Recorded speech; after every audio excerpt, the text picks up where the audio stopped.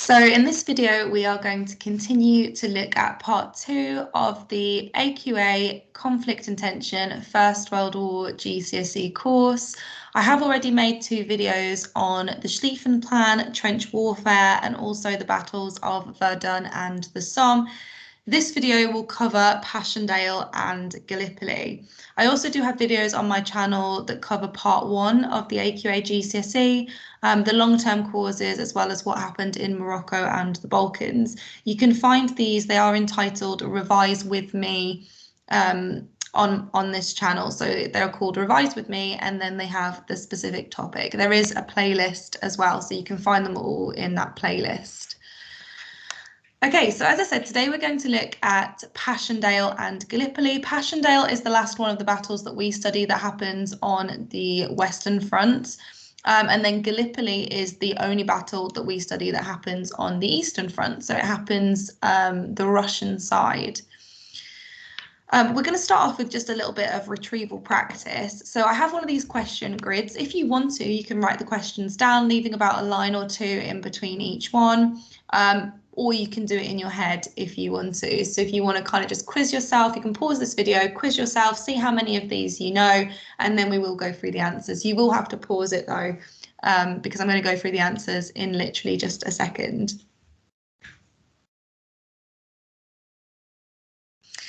Okay, so I'm just about to go through the answers. So if you still want to have a go at this, you haven't had a chance to think about it, just make sure you pause the video. Okay, so the first one of the bronze questions was who led the British at the Battle of the Somme? It was General Douglas Haig, or Haig. You can just have his surname, you don't really need to learn his first name. He also leads the British at Passchendaele, which we're going to be looking at today. What was Haig's nickname after the Battle of the Somme? It was the Butcher of the Somme, which implies that he is responsible for the number of deaths that happened at the battle. Identify at least one mistake that Haig did make that led to him getting that nickname. You could have any of the following. So he didn't listen to the reconnaissance that warned him that the bombardment had been ineffective. His plan was generally poor. It relied on the bombardment, which often wasn't effective because GPS wasn't invented, and often these artillery bombardments were ineffective. Also, remember, a third of those bombs were duds. He sent the men out over the top in broad daylight, which allowed them to be more visible to the Germans with the machine guns. For the silver, it's asking for some more specifics. So the first one was what fraction of the shells were duds at the Somme? It was a third. Secondly, what does bombardment mean? So bombardment is when an army uses their artillery to bomb the enemy trenches really intensively in order to soften them up before an infantry attack. Your infantry are your main troops that are often on foot. What advantage did the Germans have at the start of the Battle of the Somme? Well, they got there first, they had higher ground, stronger trenches, and they had more time to prepare because they were at the site before the British arrived. Then for the gold, it's asking for some really specific evidence, which we should know by now. We should be revising this. So how many Germans and French were killed at Verdun? So Germans, 280,000, French, 315,000. Same for the Somme. Germans, 500,000, Allies, 620,000.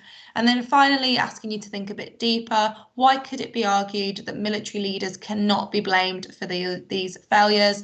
Well, trench warfare on this scale was quite new. It had never happened before. Both sides were equally matched. Technology had developed a lot, so they didn't really understand how to effectively plan for trench warfare. It's a new style of fighting, really, and progress is extremely slow. You gain a couple of kilometers here and there, but it's really hard to fight a defensive war or a war of attrition like the First World War. Okay, so the first thing we're going to look at is we're going to have a look at Passchendaele. So you might want to write this down as a heading, and then your keyword, the Battle of Passchendaele. It's also known as the Third Battle of Ypres, and it's famous for being the muddiest battle of the First World War. So you can see a picture there that shows you just the scale of the mud, the destruction, and these craters that are just full of water. As I'm talking about this, some of the details of this battle are probably coming back to you. Because it's one that students do generally remember. Okay, so once you've finished writing down that keyword, you might need to pause this video just to give you an opportunity to do that. We are going to move on to the battle itself and making some notes. So what I'd like you to do is divide your page into 4. You can write Passchendaele as the heading. Have I spelt that wrong? No, it just looks odd because it's in capitals. But you can write Passchendaele down as your heading. It happens between July and November 1917, so a year after Verdun and the Somme. The headings, you need the start of the battle, so the background. You do need quite a bit of room there, so try and write small because there are 3 events that happen, or 3 reasons for the battle, 3 things you need to know in terms of context. The British plan or tactics, that can be slightly smaller, so if you want to divide your page up somewhat unevenly, that's okay. What went wrong, and then the end of the battle, impact, results. You might want to pause just for a second to give you enough time to do that. So as I said, there are 3 reasons that the Battle of Passchendaele began, and we're going to summarise these in the start of the battle. You can just bullet point them in there. So the first thing is this. So in the few months before the Battle of Passchendaele, the Allies had launched several attacks on the Western Front. Now, what they're trying to do, as in all of these battles, is they are trying to break the stalemate, drive the Germans back into Germany, and win the war. 2 of the attacks were failures, but 1 of the attacks is a success. Now, the attack that you need to know about that is a success is this attack at Messines. So the Allies successfully packed a large hill with thousands of tons of explosives before detonating them. This caused a huge explosion and the hill completely disappeared. It was said that the windows shook as far away as London, but more importantly, the Germans were pushed back. And as a consequence of this, British leaders felt a lot more confident and they felt like they were ready to launch another large attack, and the attack was to be the Battle of Passchendaele. So that's the first thing. So the success at Messines left the British leaders feeling quite confident. You might want to pause this in order to get some of this down.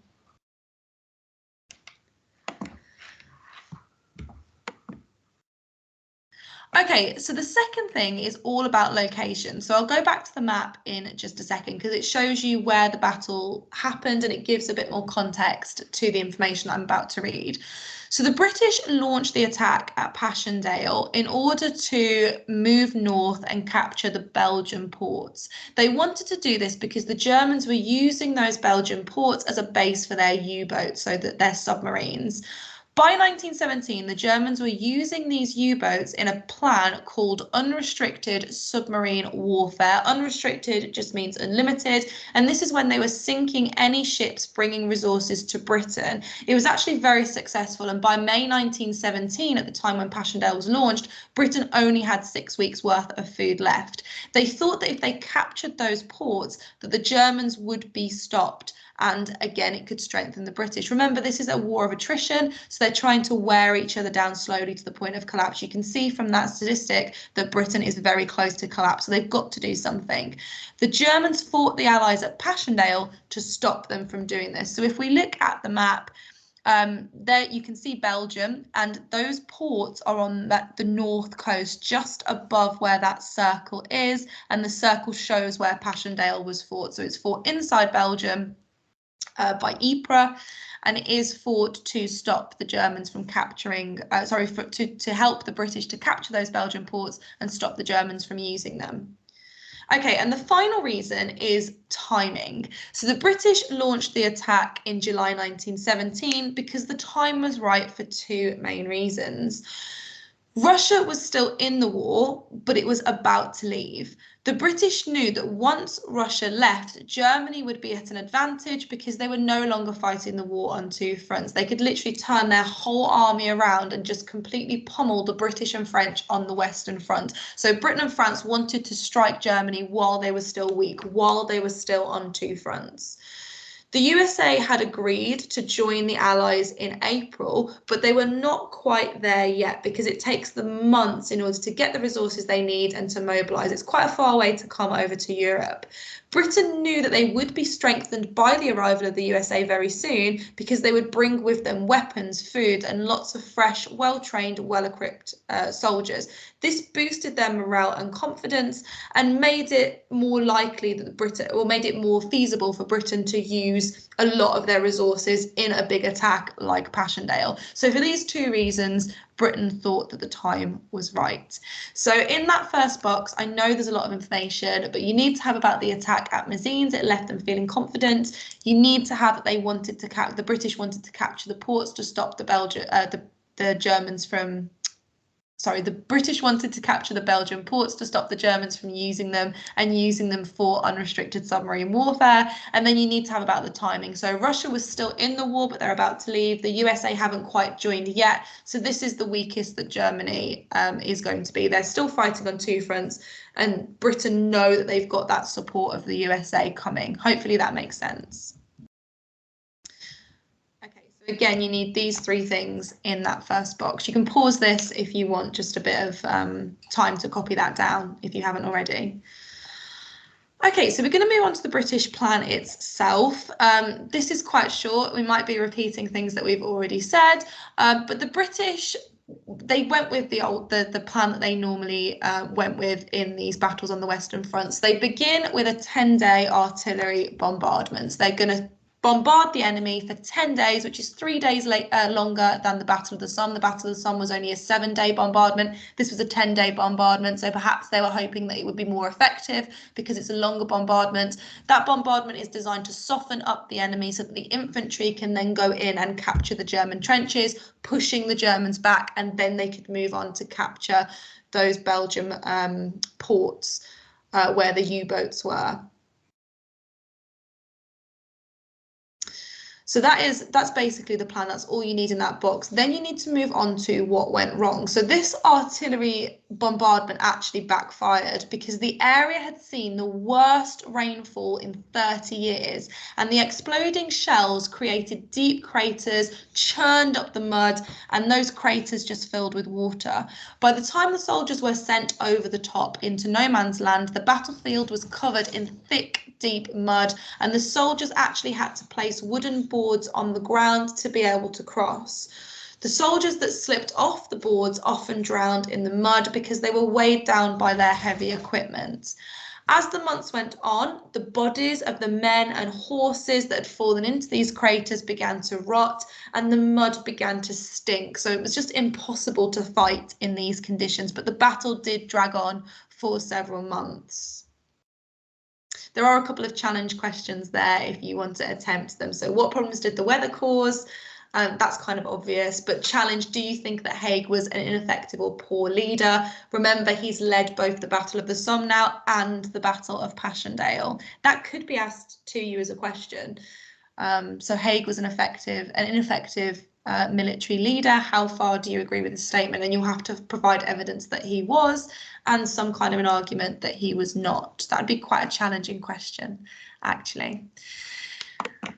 Okay, so the results of the battle, the British gain 8 kilometres and the town of Passchendaele, which is, again, very minor gains. Minor gains basically mean that it ends in a stalemate. No one is making any significant military gains. The stalemate continues. No one is winning the war at this point. The British do not capture the Belgian ports, which means that the Germans' policy of unrestricted submarine warfare continued.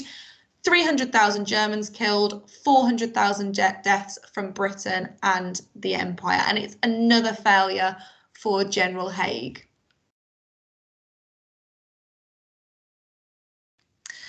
Okay, so you can summarise what you've learnt in this portion by having a go at this talk like a historian task. It's asking you the question, why was the Battle of Passchendaele another failure for Haig? What you've got to do is try and use as many of these keywords as possible in your answer. So you've got some 1-point words and also some 4-point words. The idea is that the 4-point words are the most challenging ones to use. So you might want to pause and give yourself 5 to 7 minutes to have a go at this, or you might want to screenshot it and save it for later. You can go back over the information and have a go at this. Remember, you have to go over something 3 times in order for it to stick. So this could be your 3rd time going over it. So you've gone over it in an original lesson, in your notes today, and then maybe if you do this next week or in a couple of days, you've gone over it for a 3rd time. Okay, so we are now going to move on to what happened at Gallipoli. The key word you need here is the Gallipoli campaign. It was launched by the British, and the campaign was supposed to remove Turkey from the war. It is led by Winston Churchill, who is the Lord of the Admiralty, basically the leader of the British Navy.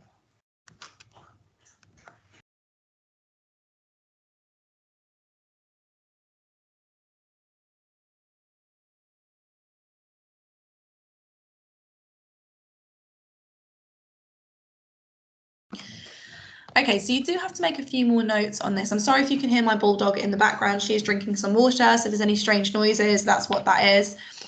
So I'm not, because there's more notes to be made on this one, I'm not going to ask you to split your page into 4. You can still do that if you want to. You could do it with 2 pages instead. So you could do across a double page spread or on A3 paper if you have A3 paper.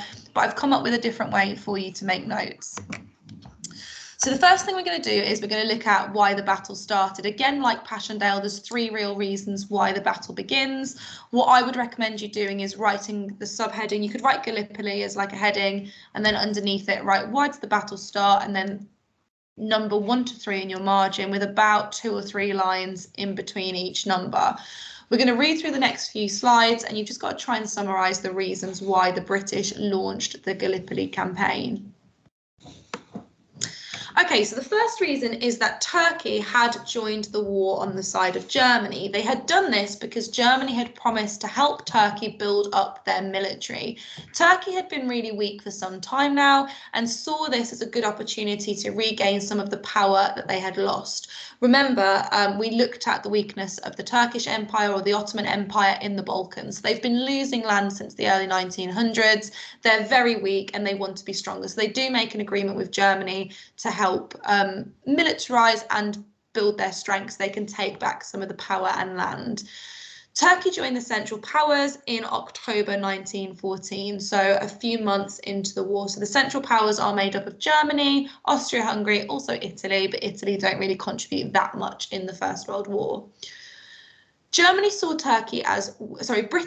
Turkey as weak and thought that it would be easy to defeat Turkey, and that would leave Germany with only one real ally, Austria-Hungary. Remember, Italy isn't really doing much to help Germany at this point. So Germany has 2 main allies that are actually involved in the conflict, Austria-Hungary, who's fairly strong, and then Turkey, who is quite weak. So Britain thinks, okay, we'll knock them out one by one. We'll go for Turkey first because they're the weakest, and then we'll concentrate on Austria-Hungary and leave Germany all alone. So this is the first reason why they launched the attack at Gallipoli, to try and knock Turkey out of the war and eliminate one of Germany's allies. The second reason is that Britain thought that if they successfully defeated Turkey, some of the smaller countries in the area would be impressed by their strength, and they actually hoped to gain some allies. So they hoped that Greece, Bulgaria and Romania would join Britain as allies. So you can see them on the map there, they are marked with a star. They then hoped that those countries, along with Serbia, could surround Austria-Hungary and attack Austria-Hungary, which would leave Germany all alone. So they would have taken out, with the Gallipoli campaign, they would have taken out Turkey, gained allies who could then take out Austria-Hungary, and Germany would be alone and isolated. And the third reason is that by 1915, Russia is extremely weak. It's only a year into the war. They were weak to begin with, but now they are weakening. And it's a very real possibility that Russia could drop out of the war. If they left the war, Germany would no longer be fighting on 2 fronts, and they could send all of their troops to really pummel Britain and France on the Western Front. And Britain and France really didn't want that happening. So even though Russia is weak, and Russia probably isn't going to support Britain that much in terms of getting the victory, they could, if they could keep them in the war, they could keep Germany fighting on 2 fronts, which gives Britain and France more of a chance of pushing the Germans back into Germany on the Western Front and breaking that stalemate. The British launched the Gallipoli campaign in order to capture the Dardanelles. The Dardanelles is that channel of water that you can see right there. It's marked by the arrows, and then they could use the Dardanelles to get aid up to Russia, meaning that Russia could stay in the war as long as possible, keeping Germany weak. So they needed control of the Dardanelles. Turkey obviously wanted control of the Dardanelles as well, because what they could do then is they could blockade Russia. Russia would drop out of the war. So they've both got similar objectives. Both sides want to capture the Dardanelles. And the reason it's called Gallipoli is because it happens on the Gallipoli Peninsula, which is labelled on this map. It's just at the mouth of the Dardanelles right there. So you can see the direction that the British ships wanted to go in order to get aid to Russia on this map. Okay, so you should have your 3 reasons written down. If you want to pause this and just jot them down, then that's fine. But reason 1, Turkey had joined on Germany's side. Britain wanted to eliminate one of Germany's allies. Reason 2, Britain hoped they could win allies nearby, Greece, Bulgaria and Romania, who could attack Austria-Hungary and leave Germany all alone. And then finally, Britain wanted to get aid to Russia to keep them in the war for as long as possible and to keep Germany fighting on 2 fronts. They need to capture the Dardanelles. Okay, so now we're going to look at the British plan. You might want to just make a note of the plan. You could write the heading, the British plan, and just bullet point it. So it is led by Winston Churchill, who is the First Lord of the Admiralty, which basically means that he's the head of the Royal Navy at this time. The British plan is extremely simple. They're going to use the Royal Navy to sail up the Dardanelles and capture the Turkish capital, which at the time was Constantinople. Turkey would be out of the war and Germany would be a lot weaker. There would be no need for a land attack because the Royal Navy is the best in the world. So Britain was really relying on their navy. They really thought that there would be no need for a land attack. They were completely unprepared for a land attack. So you know, if it ends in a land attack, it's a failure. And spoiler, it does end in a land attack. You might want to pause this so that you can get this down.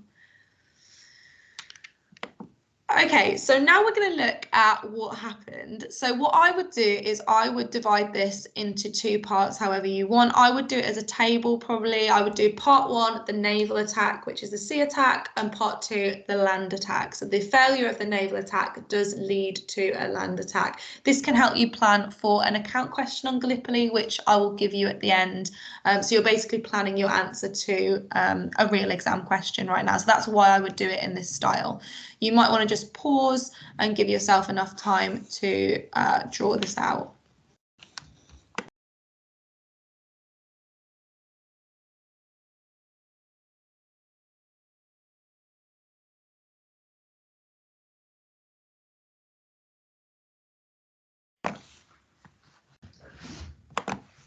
Okay, so the naval attack can be split into 2 distinct phases. Phase 1 begins on the 19th of February, and basically what happens is that British ships sail into the Dardanelles, firing at the Turkish forts all along the edges. The Turks had put mines in the water, but the British had minesweepers to get rid of them. If you can hear snuffling, I apologise, it's my bulldog.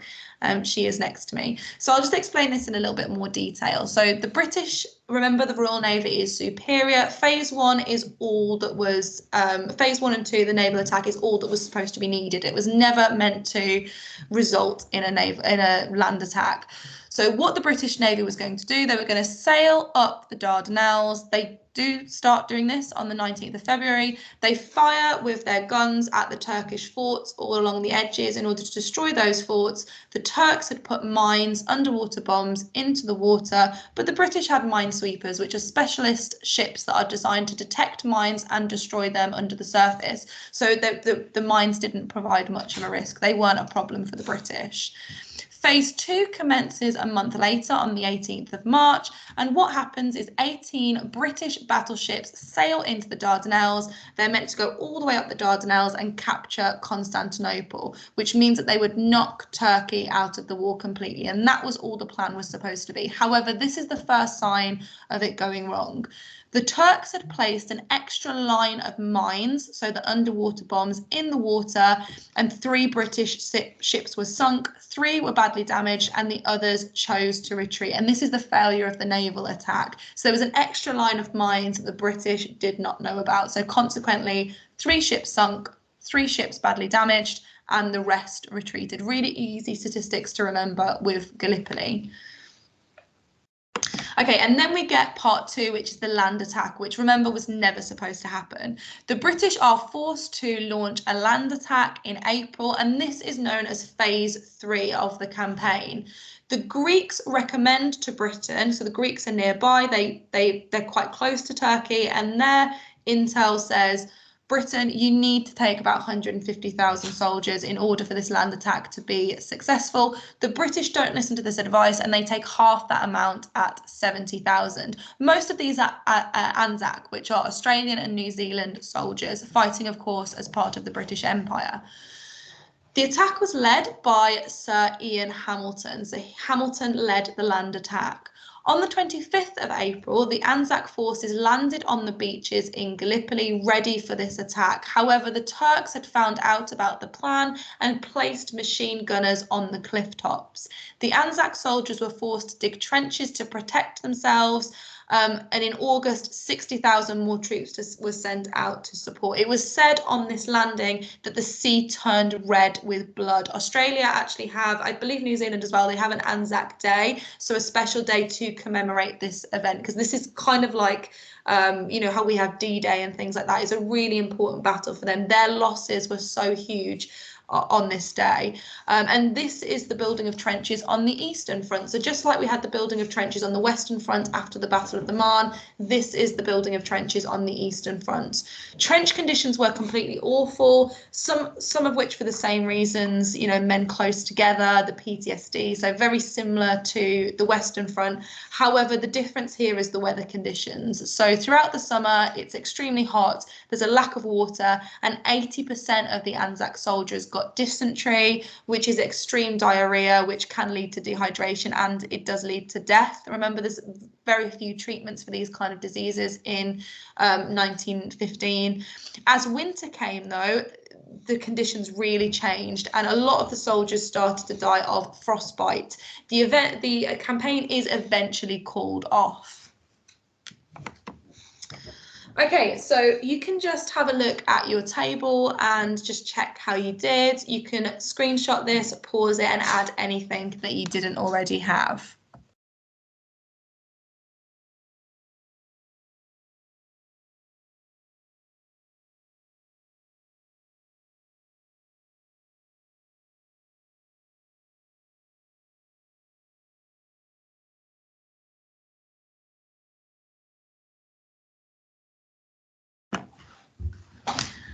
Okay, if you can hear crunching, I have had to give my bulldog a carrot, so she is not barking behind me while I am filming the last bit of this video, so apologies if you can hear that. Okay, so the last thing we're going to do is we're going to have a look at the results of Gallipoli. So obviously Gallipoli is quite a major failure for the British. They don't achieve their objectives. However, there are some minor successes. So I do recommend that you split the results into 2. You can either make notes and then go back over your notes with 2 highlighters to highlight the failures and the successes, or you can do it in a table like this. I would probably recommend doing it in a table. You might need to pause in order to get this written down. Okay, so here is all the information you need. You just need to place it onto that table. So the first thing you need to know is that Turkey was not knocked out of the war at all. They remained in the war and they remained on Germany's side. The second thing is that Churchill resigned, and it took him years to rebuild his reputation. He was blamed for this failure at Gallipoli. The third consequence that was the success of the evacuation. So no soldiers died in the evacuation, so they eventually had to evacuate Gallipoli. They sent ships to pick up the soldiers that were stranded on the beaches, and 80,000 troops were rescued successfully. That's known as one of the few major successes of Gallipoli, but there's not really many, to be honest. A few British ships managed to get through the Dardanelles and get aid to Russia. It did lead to Russia staying in the war for another 18 months, 2 years, roughly. Bulgaria joined the war, but they joined on Germany's side. So Britain was hoping that Bulgaria would join them, but they don't. They join Germany instead. We end up with around 20,000 Allied deaths, most of those Anzac soldiers. The Turks had to defend Gallipoli, so they couldn't help Germany and Austria on the Western fronts. That is a minor success for the British and French. The Turkish forces were diverted. They weren't able to support Germany, on the Western front. They had to stay and defend Gallipoli and defend the Dardanelles. So it meant that there was less troops on the Western front. The Russians continued to be short of supplies. They did remain weak. They eventually did leave the war in 1917 as a result of that weakness. And as I said before, Russia did stay in the war for 2 more years, meaning that Germany still had to fight on 2 fronts. So all you have to do is plot this onto your table or make a note of this. You could copy this out if you want to and highlight whether it's a success or a failure for the British. But ultimately, your table should end up looking something like this. So as you can see, there are, it's a failure, isn't it? Overall, it's a huge failure. It was never supposed to be a land attack. The naval attack failed. The whole point was to knock Turkey out of the war and get allies so that they could knock Austria-Hungary out of the war. It was supposed to break the stalemate, win the war. It didn't. And Russia do remain weak. But there are some very minor successes. So the evacuation was very successful. A few British ships did get through and get aid to Russia. Russia did stay in the war for a couple more years, meaning that Germany still had to fight on 2 fronts. And it did divert the Turkish troops from the Western Front. Okay, so I have another one of these talk like a historians that you can do with Gallipoli. Again, you can do it right now if you want to. You can screenshot this and save it for later if you want to. It means that if you do it later, you have to go over the information again, which is probably a good thing. So you could save this for in a couple of days so that you can go back over your information. So all you have to do is write a paragraph explaining why did the Gallipoli campaign fail, using as many of these keywords as you can. Okay, so let's apply this to an exam question. So the exam question I've gone with is question 3, which is an 8-mark account question. So please write down the question, and what we'll do is we'll highlight and annotate the important parts before you write the question yourself. So write an account of how the Gallipoli campaign ended in failure, 8 marks. So all of the other account questions that I've done on my channel are phrased slightly different. So write an account of how events in Morocco led to an international crisis in 1905. So it specifies led to. Even though this doesn't say led to, it is still the same structure. So try and remember that when you get in the exam, question 3, this account question, you're always talking about how an event leads to another event. It's testing your ability to map cause and consequence of an event. So what happened in the event? Why did it happen? And what were the consequences? And you use that sentence starter, this led to link events together, trying to use some precise evidence. Okay, so the key parts of the question, account is really important. Account just means a report, and this question does need to be in time order. I don't know how you would write it in another way, it just makes sense for it to be chronological, but you're writing a report of an event in time order. Your focus is Gallipoli, so you need to include some precise knowledge about the Gallipoli campaign.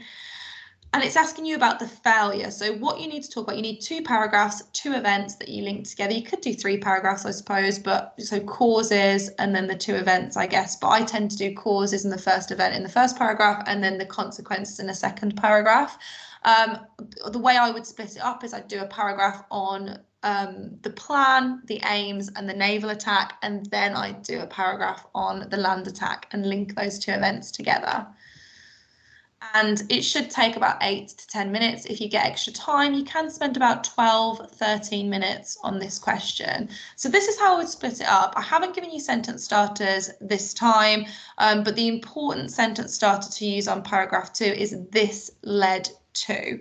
Okay, you've got to make sure that you're linking 2 events together. So paragraph 1, I would just include a brief explanation of why Britain launched the campaign. Now, the reason I've put brief is because it's literally, you've only got 8 minutes to 10 minutes. So you cannot feasibly talk about all 3 reasons why Britain launched the campaign in detail. So I would just summarise that. So I would say Britain launched the Gallipoli campaign for 3 reasons. Firstly, secondly, thirdly. That's all I would just put them with commas in between. Britain launched the Gallipoli campaign because, and then I'd just literally list the reasons, and then I would explain that it was only meant to be a naval attack, and I would explain what happened in the naval attack in paragraph 1. But that first part, extremely brief, very brief.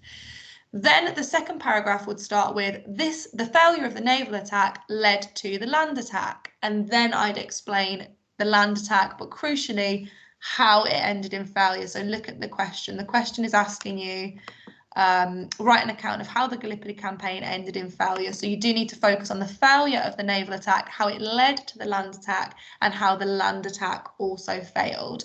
And you can discuss the impact of that failure as well. So you could talk about how Russia remained weak, Bulgaria joined on Germany's side, the 20,000 deaths, mostly Anzac. But just be very picky about your information, because there's a lot of information on Gallipoli here. You could easily tell a story about Gallipoli. You could write 30 minutes telling me a story about Gallipoli. That's not what the question's asking you. The question is asking you, write an account of how the Gallipoli campaign ended in failure. Pick your 2 events, your naval attack, your land attack, link them together, and make sure that you are showing the examiner that you understand the causes of the events, what happens, and the consequences, and that you're linking these events together in time order. Once you've finished that, you can send it to your teacher, and your teacher can give you some feedback. In the next video, we will focus on the end of the war. So this is the stalemate completed. I'll see you next time.